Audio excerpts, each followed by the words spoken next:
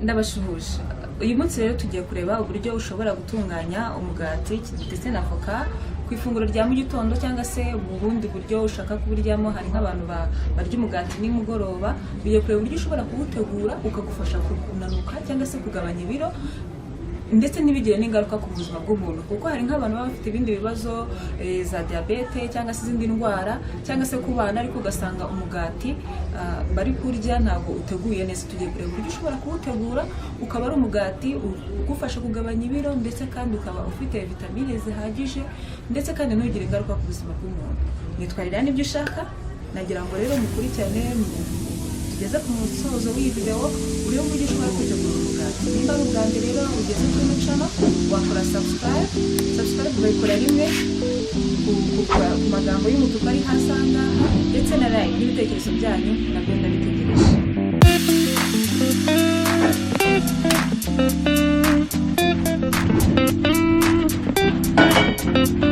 Iyo umuntu rero agiye gushiriza umugati cyangwa se gukora toast aribyo mu Cyongereza, nta toast machine mfite, ariko ndabona gukoresha fano kandi nabwo birakunda, kuko iyo ukoze toast ikintu cyiza cyabyo ni uko umugati ugabanya ubukana cyangwa se ingaruka zabyo, igabanya isukari, ikagabanya ibinure byari birimo, kandi umugati ukongera uburyohe ndetse n'ikibazo cyo gukora igogora nabyo kigakemuka, kuko hari igihe umuntu arya umugati ukumva aragugaraye, ariko iyo wawucishije ku muriro nk'uku nguku bituma umugati ugira ireme rirenze iryo wari ufite. Rero ni byiza kuwukora toast. Rero iyo uri kuwukora toast umugati usa nkaho ugenda uhindura isura gahoro. Urabona nk'uyu nguyu narangije usa nkaho wahinduye isura utakiri umweru.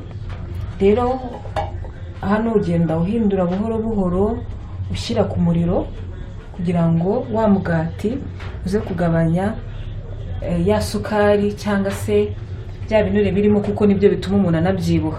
Rero nko ku muntu uri kugabanya ibiro biba byiza kurya umugati yabanjije gucisha ku muriro kugira ngo noneho agabanye ibinure. Kandi nanone umugati wabanje guca ku muriro ni mwiza, kuko yaba ari ku mwana cyangwa se ku bantu bakuru ni mwiza, cyangwa se ku muntu urwaye uyu mugati aba ari mwiza.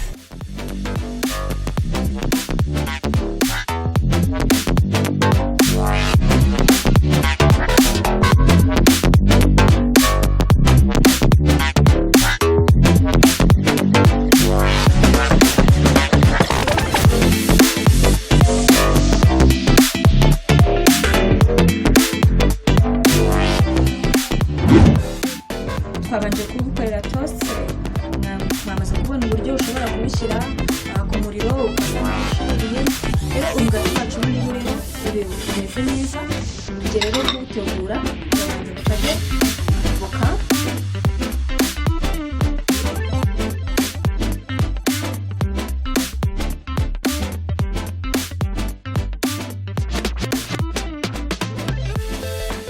kandi avoka burya igabanya, ni nziza ku maso, ni nziza ku bantu bafite umuvuduko w'amaraso. Nubwo avoka ifite amavuta, ariko amavuta yayo nta kintu atwara, ni meza ku buzima bw'umuntu. Avoka ikungahaye kuri potasiyumu, ari potasiyumu ni nziza ku buzima bw'umuntu kuko yubaka umubiri, ikabona imbaraga. Kandi avoka ifite imyunyungugu irenga 20 iyirimo. Rero urumva ko avoka kuyikoresha nta kintu rwose ubuhombye.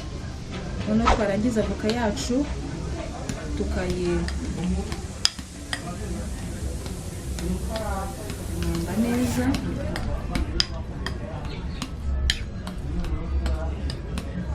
Nkanjye hari igihe nkunda kuyirya nta munyu nshyizemo, ariko uyu munsi turashyiramo umunyu.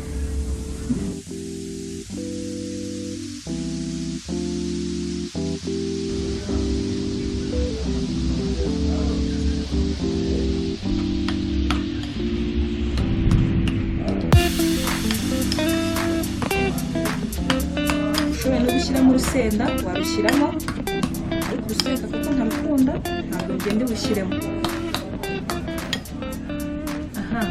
Noneho rero hano dufite akadimu, shyiramo igice cyayo warangiza ukabivanga neza.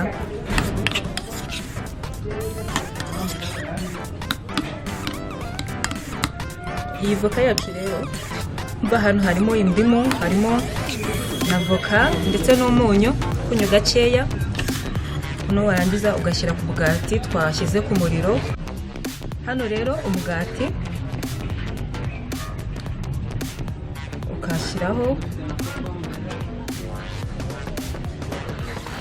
ugashyiraho neza. Ushobora kuwurya umeze gutya cyangwa se ugashyiraho undi mugati hejuru, ariko noneho tugiye kureba noneho uramutse ushyizeho kokombure.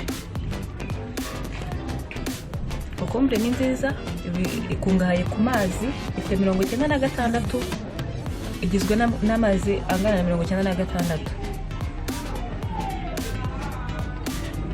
Umugati wacu rero hano uba wawurya. Noneho rero tugiye kureba uburyo nanone ushobora gushyiraho nanone avoka.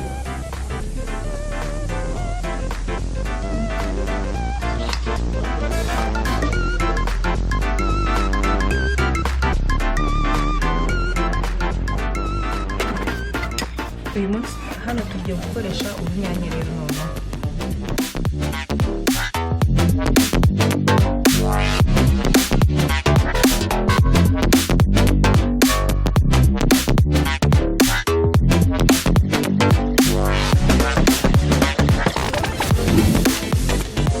Hano shyiraho urunyanya. Urunyanya ni rwiza ku mubiri, rwongera amaraso.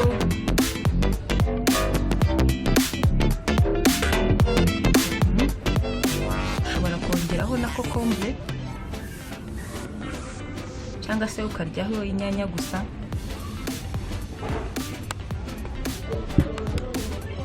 Umugati wacu rero ukaba uteguwe. Rero nk'abantu bakunda ibirungo cyane cyangwa se bashaka kongeramo impumuro, ushobora kongera ugashyiraho urusenda cyangwa se ugashyiraho cinnamon uyifite ukayiminjiraho, cyangwa se ugashyiraho urusenda rw'umukara, biterwa n'ibyo ukunda, ushobora kugenda ubyongeraho. Hano rero umugati dusigaje gukora wa nyuma.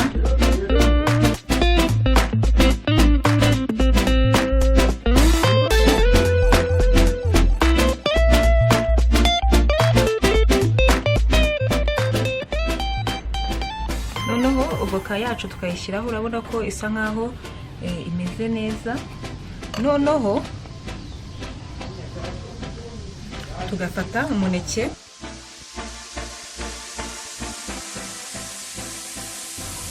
ufite ukunda ubuki nkanjye ubuki simburya, washyiraho hejuru kugira ngo urusheho kuryoha. Rero umugati wacu twateguye uyu munsi ujyanye na voka n'uburyo ushobora kuryaho umugati na voka bikaba byagufasha kugabanya ibiro.